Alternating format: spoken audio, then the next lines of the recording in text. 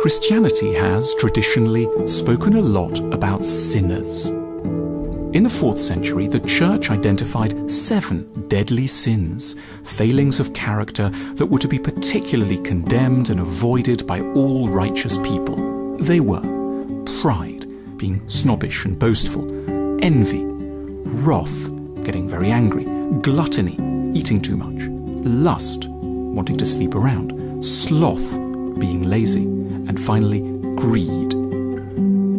Christianity took these to be severe faults of the soul that marked out a person as a fitting target for scolding and punishment. God himself would, on the day of judgment, be remorseless with sinners and send them to spend millennia in the darker, more tortured bits of purgatory. We may not use precisely such traditional theological words today, and we may not imagine the creator of the universe as someone who organizes chastisement for people beyond the grave.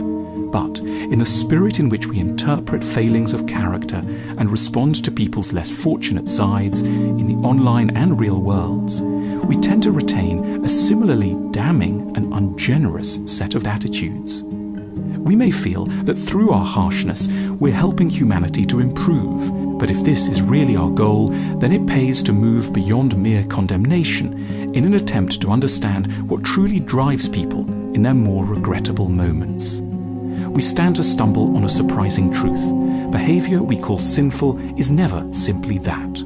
It represents an unfortunate first response to difficulty and distress that could, if it were properly understood, guided and forgiven, be redirected towards nobler ends. We aren't evil so much as in a lot of pain in a series of areas.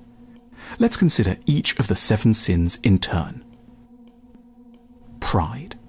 It can appear as if we end up boasting and grandstanding because we're so pleased with ourselves. Far from it.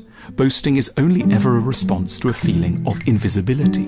We badly need to thrust forward our own importance because behind the scenes our very right to exist seems so much in question. We see it as almost inevitable that others will think ill of us unless we urgently and dramatically assert our greatness. That's why, of all people, the proud don't need to be told they're terrible. This is precisely what they secretly think they are already. They need encouragement to feel a more genuine pride in their own merits, and then to be spared the manic impulse constantly to call them to the attention of others. Envy. Envy is a graceless way of confronting an idea that is, in other contexts, fundamental to decent ambition, as well as modesty of character. The notion that we are incomplete, imperfect, and in need of improvement. Envy grows from the legitimate insight that others have something to teach us, mixed together with a degree of inaccuracy and panic about what this might actually be. Envy should, in a perfect world, be our teacher.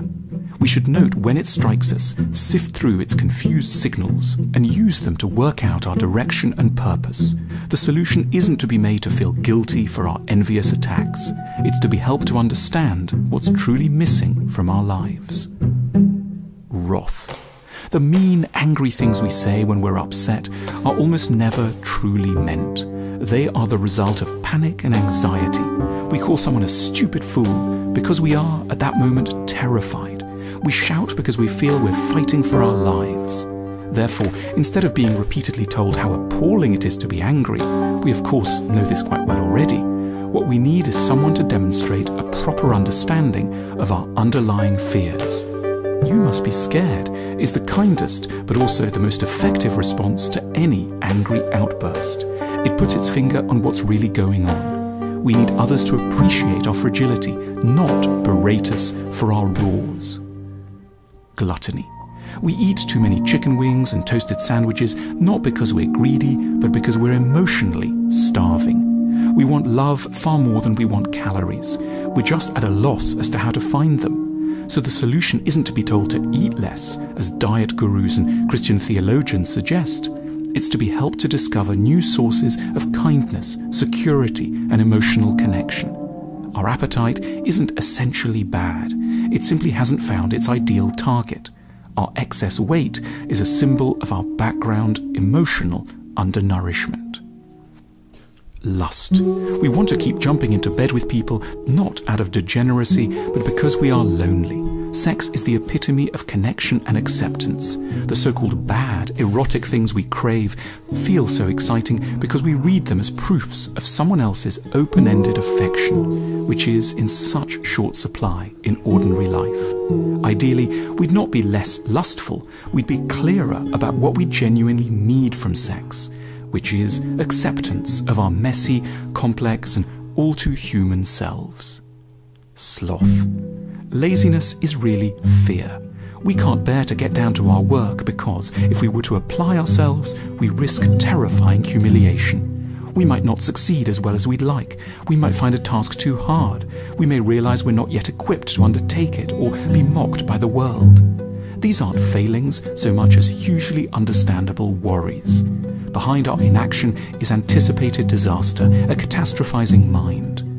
We will begin at last when the fear of doing nothing at all trumps the crippling fear of doing something badly. Greed, the powerful urge to take more than our fair share, is really a reaction to a feeling of deprivation. We felt so neglected and vulnerable, we require ever more. Our fear is so entrenched, we're trying to keep it at bay by grabbing as much as we can as quickly as possible. To others, we may look already advantaged and privileged, but inside, we just feel desperate.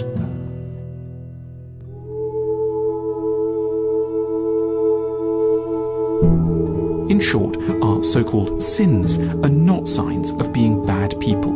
They are the shape our unmet needs take when we haven't found any better way of addressing them. We don't have to be berated or threatened with hell. We need an open affection that welcomes us as we are, a forgiveness that doesn't involve criticism, and a tenderness that delicately, without humiliation, locates our true vulnerabilities and encourages our own native appetite for reform. We love bringing you these films. If you want to help us to keep bringing you thoughtful content, please consider supporting us by visiting our shop at the link on your screen now.